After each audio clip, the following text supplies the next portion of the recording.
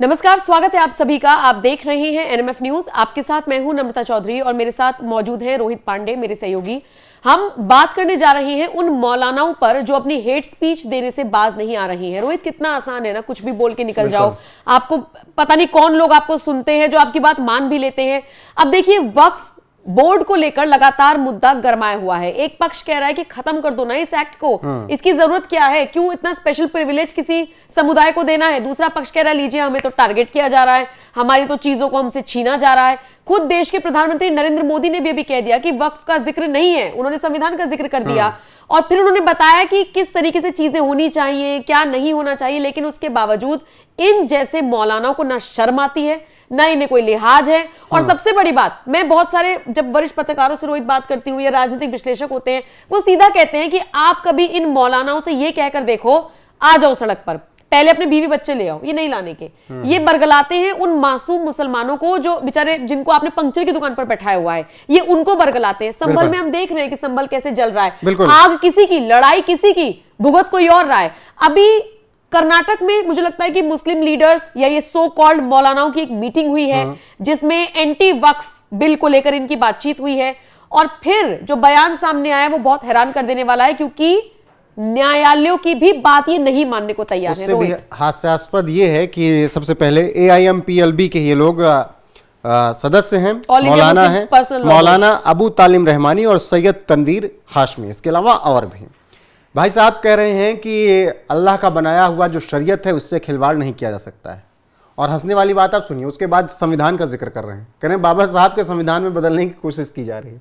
जब आपने पहले कह दिया कि शरीयत में एक बदलाव नहीं किया जा सकता है, तो फिर आपका संविधान से मतलब ही कट गया, क्योंकि आप शरीयत को मानने वाले हैं।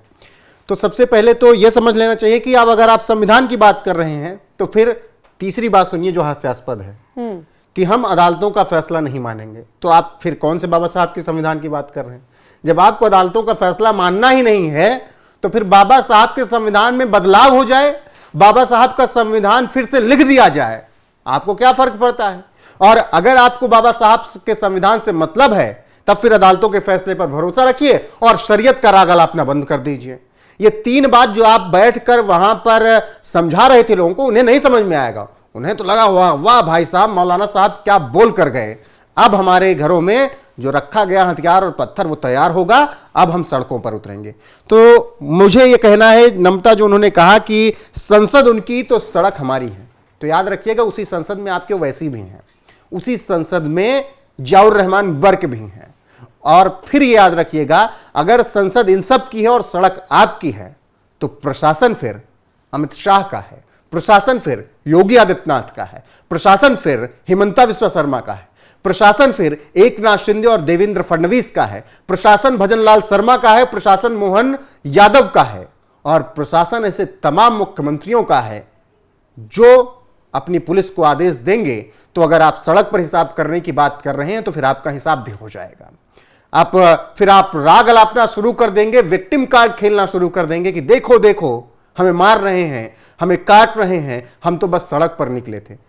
फिर मैं वही जिक्र करूंगा कि आप उकसाने निकलेंगे तो फिर उसका जवाब मिलना शुरू हो जाएगा। लेकिन विडंबना ये भी है ना रोहित, कि अगर बरेली में मौलाना तौकीर रजा फ्राइडे के दिन कहता है कि आप आ जाइए, आप सड़कों पर उतरिए, और देखिए एक बहुत लंबी तादाद है जो मौलाना को सुनती है, मौलाना सड़कों पर आता है, उसके समर्थक सड़कों पर आते हैं, और पुलिस क्या कर रही है? नहीं है, चलिए सुन लिया ना, अरेस्ट क्यों नहीं किया जा रहा? अब मेरी बात सुनिए। फिर मौलाना तौकीर ने ये अपील की, सब कुछ ठीक की, और आरोप किस पे लग गए कि पुलिस ने दंगे करवा दिए, पुलिस ने मरवा दिया, पुलिस ने कर दिया। यही हुआ था दिल्ली वाले में कि कपिल मिश्रा पर, माफ कीजिएगा, कपिल मिश्रा पे आपने पूरा ठीकरा फोड़ दिया। कपिल मिश्रा एक बयान दिया और उसके बाद बवाल हो गया।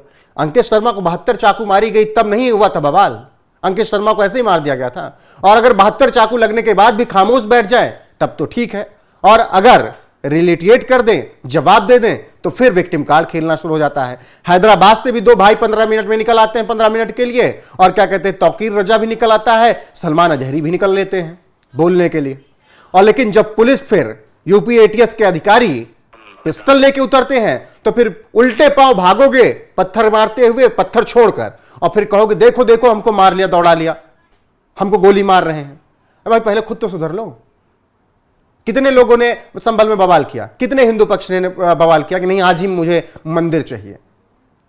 और फिर ये क्या नाम है, मौलाना जो है, दो मौलाना जो बात कर रहे हैं उनका नाम मैं फिर से, मौलाना अबू तालिम रहमानी और सैयद तनवीर हाशमी, ये जो कह रहे हैं संसद उनकी तो सड़क हमारी, और अब हम वक्फ पर अदालतों से भीख नहीं मांगेंगे। अदालतों से भीख मांगी जाती है, अदालतों से न्याय की उम्मीद की जाती है।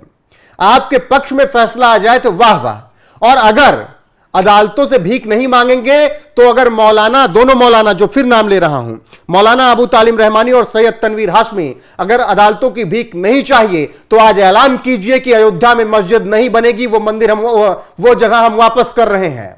अगर अदालतों की भीख नहीं चाहिए तो ऐलान कीजिए, अगर इतना हिम्मत है आप में तो वो भीख ही मिला ना फिर हिसाब से। तो अगर बात भीख की आ गई कि भीख वक्फ बोर्ड पर नहीं मांगेंगे, तो मंदिर जब बनने के लिए जहां मंदिर बन रहा था, एक्चुअली जहां था, अगर दूसरी जगह आपको जगह दी गई है अयोध्या में ही, तो वापस कर दीजिए अगर इतनी हिम्मत है तो। बताइए, अगर भीख ही नहीं चाहिए तो इतना ही बोलिए जितना देश बर्दाश्त कर पाए। और एक बात फिर सुन लीजिए, अगर आप अपनों को भड़काएंगे तो दूसरी तरफ प्रशासन खड़ा है अपनी पूरी ताकत के साथ, वो हिसाब करना भी जानता है। तो ऐसे में जो ये मौलाना कर्नाटक में बयान दे रहे हैं, ये मौलाना जो देश देश में, कभी सलमान अजहरी निकल के बयान, अब सलमान अजहरी वाला लीजिए, पिछले साल ही था, सलमान अजहरी ने बयान दिया, उस पर बवाल हुआ, वहां पर बयान दिया था गुजरात में कहीं।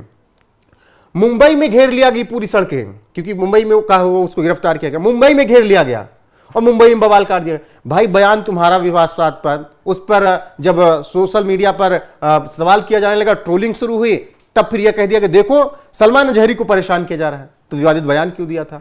वो कुत्ते यार, ठीक है वो फिलिस्तीन के मामले में आपने दे दिया, फिलिस्तीन से इतना प्यार क्यों है? यहां क्यों दे रहे हो? गुजरात में खड़े होकर फिलिस्तीन के बॉर्डर पर चले जाओ ना, इजराइल के बॉर्डर पर खड़े होकर दो बयान कि हम फिलिस्तीन के लिए लड़ने आ रहे हैं, या तो फिर ऐसे बयान मत दो। हिसाब जब होने लगता है तो फिर वही मिमियाना आप लोग शुरू कर देते हो कि हम देखो विक्टिम कार्ड।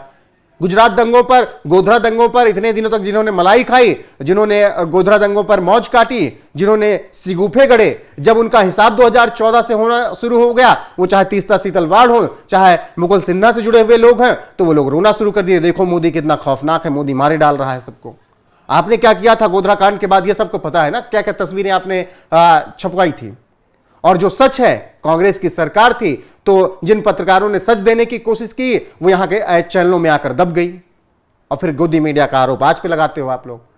तो इन सब बातों को इन्हें सोचना पड़ेगा, समझना पड़ेगा, और लोकतंत्र के हिसाब से देश चलेगा, चलता रहेगा, और आगे भी लोकतंत्र ही इस देश में रहेगा। और फिर मैं कह रहा हूं, जब मौलाना साहब आप पहली बार कह रहे हैं कि अल्लाह के बनाए शरीयत से कोई खिलवाड़ नहीं कर सकता, तो आपको हक नहीं है बाबा साहब अंबेडकर के संविधान की बात करने की। और अगर आप बाबा साहब अंबेडकर के संविधान की बात कर रहे हैं, तो फिर आपकी हिम्मत नहीं है ये कहने की कि हम अदालतों के फैसले का इंतजार नहीं करेंगे और भीख नहीं मांगेंगे।